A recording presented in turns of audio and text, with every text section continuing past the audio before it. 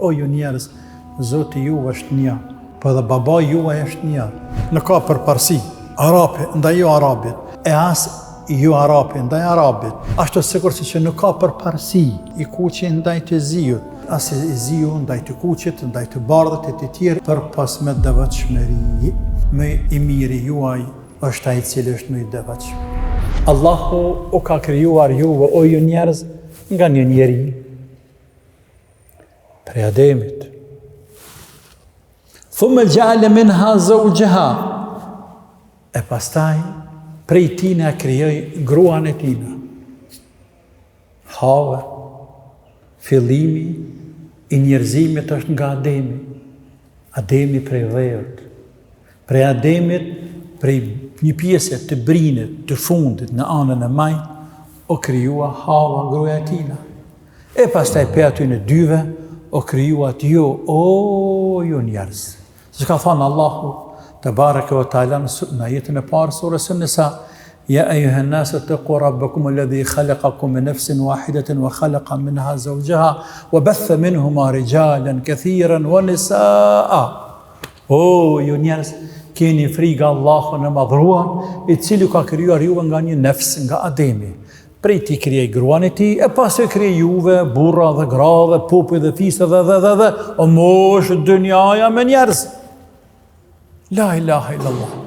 Pra ngjashëm bëhet edhe këto te bareke ve taala, khalaqakum min nafsin wahida. O ka krijuar nga një nefs, nga një shpirt, nga një njeri, nga Ademi alayhis salam. Thumma ja'ala minha zawjaha, e prej ti krijoi gruan e tij Hawen. Për ju këtyne dyve krijoi të tjerë të mbushin njerëzimin.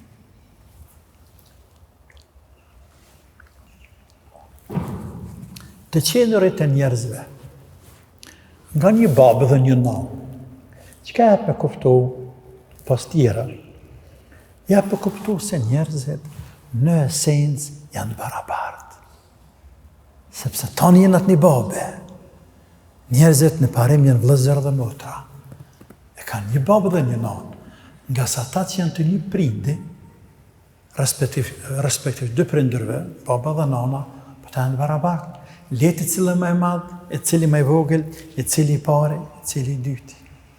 Leti cili është mashkull, e cili është femën, e cili i bardhë, e cili i zi, e cili i kuq, e cili i verdhë dhe të tjerë. Njerëzit janë të barabartë.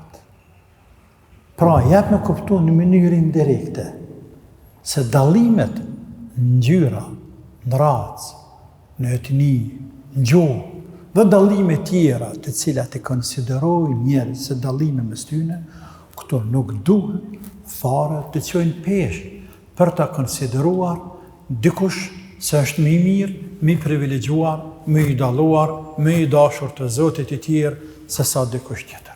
Nuk ka përparësi të i madhi Allah për sa i përket ngjyrës dhe gjuhës, etnisë dhe dallimeve, gjinisë dhe dallimeve të tjera. Për ata pejgamberi sallallahu alaihi wasallam dhe për valimeve të tij që i ka marrë në haxhi lam të mirës, gjatë ditëve e jamët të shriq, ditëve të kurbanit, është edhe fjala e tina, ja ejuhan nas, inna rabbakum wahidun, o ju njerëz, Zoti ju është një. Wa inna abakum wahid, po dhe baba juaj është një. Zoti ju është një, baba juaj është një. Ela la fadl li arabina la ajemi, nuk ka dallim, nuk ka përparësi. Arapi ndaj jo Arabit, wala ajemiuna la arabi, e as ju Arapi ndaj Arabit, wala ahmara ala aswada, wala aswada ala ahmara illa bit taqwa, ashtu sikur që nuk ka përparësi.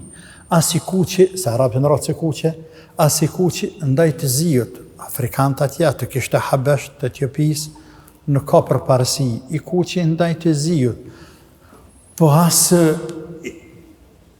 njëri tjetë, as i ziju, ndaj të kuqit, ndaj të bardhët, e të tjerë, illa bit taqwa, për pas me devotshmëri.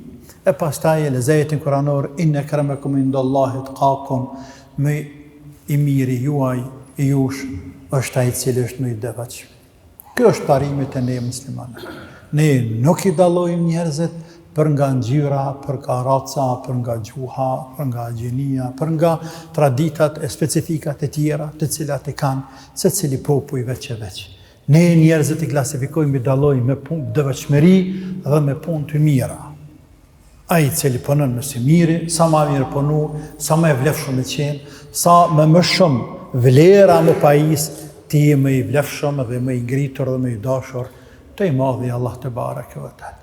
E pastaj çështja e ngjyrave dhe gjuhëve, këtu janë sene që i madhi Zoti ka krijuar në një argument për lavdëmadhërinë, fuqinë e tij te bareke ve teala, dhe gjithashtu këtu i madhi Zoti ka bërë miu për shtatë vendeve ku jetojnë.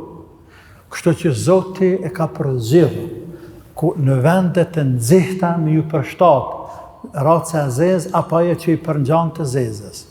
Ndërsa në vendet të ftofta Allahu e ka përzgjedhur me ju përshtat apo me përputh më shumë raca të bardha.